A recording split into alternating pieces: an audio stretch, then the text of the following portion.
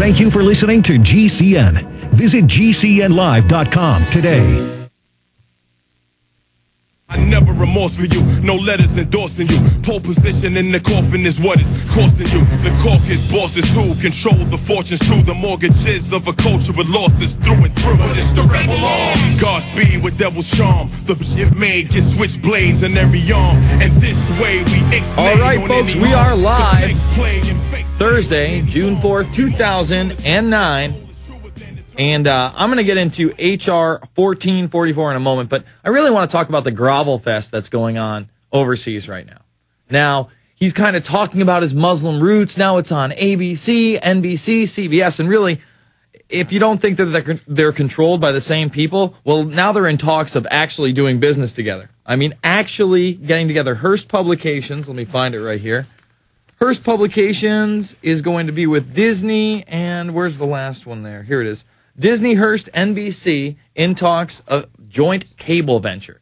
So it's okay that he really does come from Muslim roots. So a year from now, is it going to be okay if he was actually born overseas? I'm sure they would love that, actually.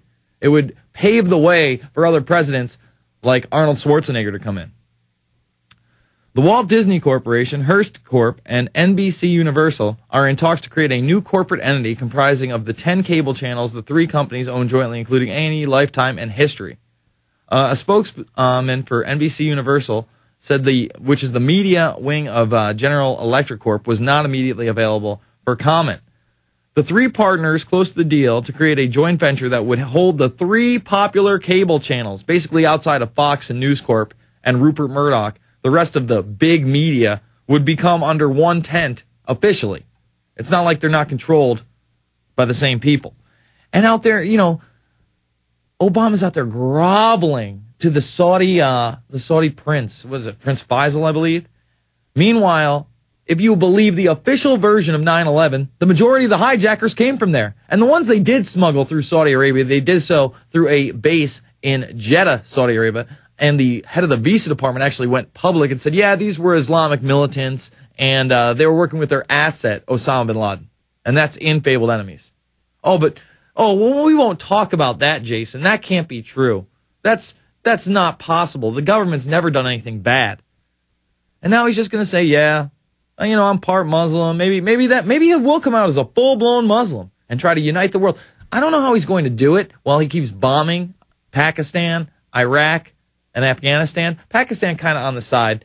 I wouldn't even know if I could call it bombing. I'm sure they're doing it, especially now that we know that they're using little microchips. They're giving militants microchips, folks. We covered this earlier in the week, to go throw into the other homes of other militants for $122 a handful, and then it guides a satellite-guided missile right into their home.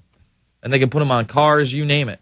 And one of the guys that was doing it just came out and said, you know, they were paying me so much money, $122 is big buco bucks apparently, that he was just throwing them everywhere, killing innocent women and children, no problem.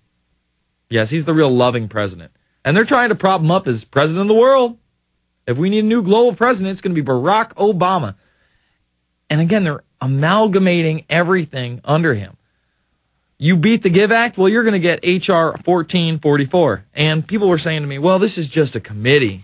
This is just a committee. Yeah, it's a committee to set up everything they're talking about, which is to train leaders in public service organizations to better utilize individuals committed to national service and volunteerism. Meanwhile, it's mandatory.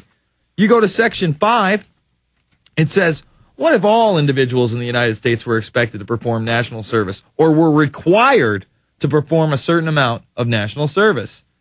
Part 6, whether a workable, fair, and reasonable mandatory service requirement for all able young people could be developed, and how such a requirement could be implemented in a manner that would strengthen the social fabric of the nation and overcome civic challenges by bringing people together from diverse economic, ethnic, and educational backgrounds. What that really means is it doesn't matter if you're rich, you're poor, you're upper middle class, you think you're a yuppie, you're still going to have to do it.